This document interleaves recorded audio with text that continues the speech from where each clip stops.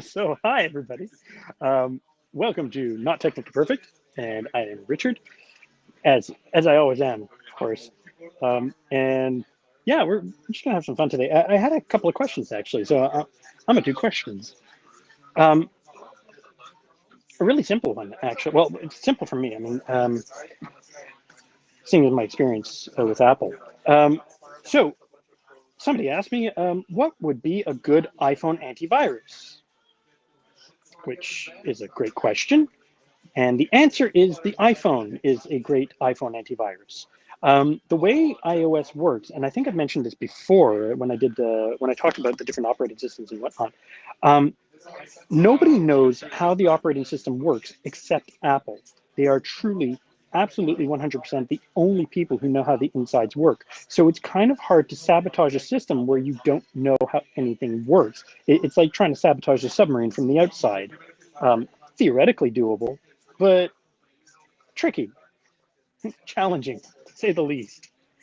Um, Android, on the other hand, and this is not to rag on Android, but Android is a more open platform, very much like Windows. So it tends to have very much more of a um, it tends to have very much more of oh yeah, well, everybody can see how it works and everybody can get in there, and it's made freely available. So it's open source, which means it's free, which is great, but it's free and it's open source, which means that anybody can get in and see how the machine works and can figure out how to sabotage it from the inside, and especially take advantage of exploits.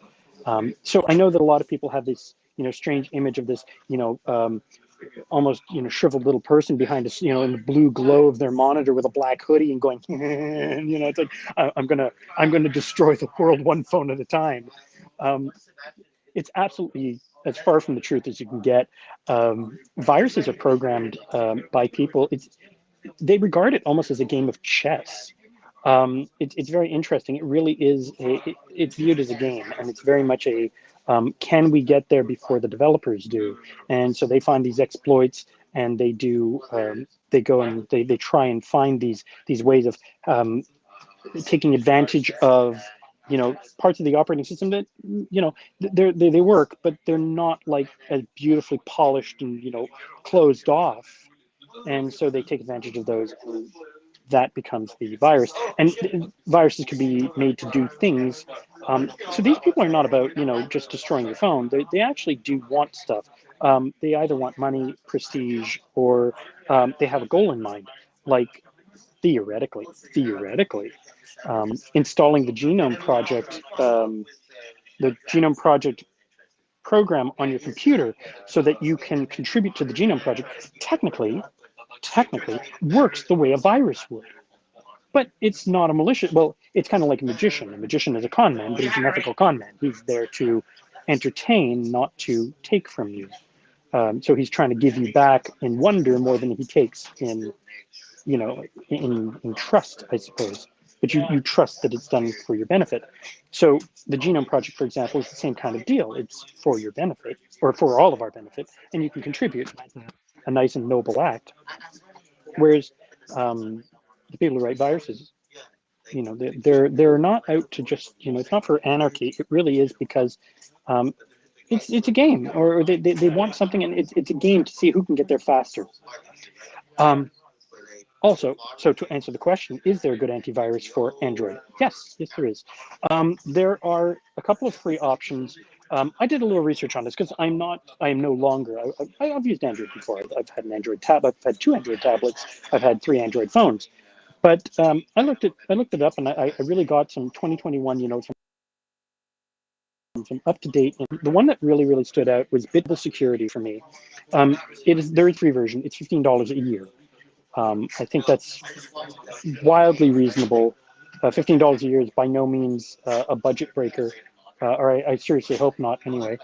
And it works as of Android 5.0. If you follow the naming conventions, and there is no ads, so that's great. It does have an app lock, which means that uh, it's harder for a hacker to get, or it protects your apps independently on the phone. It also has anti-theft, and this one can even take a picture and send it to you of the person who opens your phone. So that is kind of a cool thing. It's kind of a little bit of a LoJack, and it can track, and you can kind of shut down your phone by remote. So a little bit kind of Ford OnStar for your phone. Some of the best benefits of it would be fantastic malware protection. So these things that would try this code that would try to harm your phone, it's top tier. Let's be honest, it's affordable. It's $15 a year. That, again, that should not be a budget breaker. That's $1.50 a month. It has a lot of useful features, especially the LoJack and all of that. And it has a very, very small impact on your system. So your performance won't suffer for running it, which is always really, really good. So that is a fantastic question. And I have one more that I'm going to cover really, really quickly. This one's quite quick, actually. The other question that came up was, how do I get all the photos I've ever taken off my phone or multiple phones? Well, that's a great question. My personal recommendation for this one would be a cloud service. Whether you use Dropbox Mega, even the iCloud Photo Library, whatever you want, but all of these services have into your phone and pull all the photos. It will actually grab the photos and pull them out. And then you can actually have those photos in the cloud space, and you could delete them from the respective phone or reset the phone or do whatever you need to do there. And you can install this on as many units as you want, and it will pull all the photos from each one. It may take a little time to do it. Please make sure you're on Wi-Fi. I don't want to see eat to your cellular connection. But yes, absolutely doable. And yeah, a good cloud service will go a long way. If you want a personal recommendation, I would go with mega.co.nz. It is a New Zealand-based, end-to-end encrypted, fantastic service. They give you 50 gigs of free storage, and you can go up from there for very, very. Yeah, I hope that answers a few questions for people. And if you guys have any questions, please hit me up in the chat, the comments, email me the questions. My email's been down here the whole time. And yeah, I can't wait to see you guys tomorrow at live at 6:45, and speak to you then.